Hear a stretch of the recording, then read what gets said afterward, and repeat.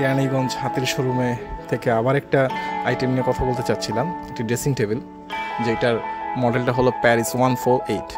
এর বিশেষত্ব হলো এটা দেখতে অনেক সুন্দর, পাশাপাশি এর স্টোরেজ ফ্যাসিলিটি অনেক।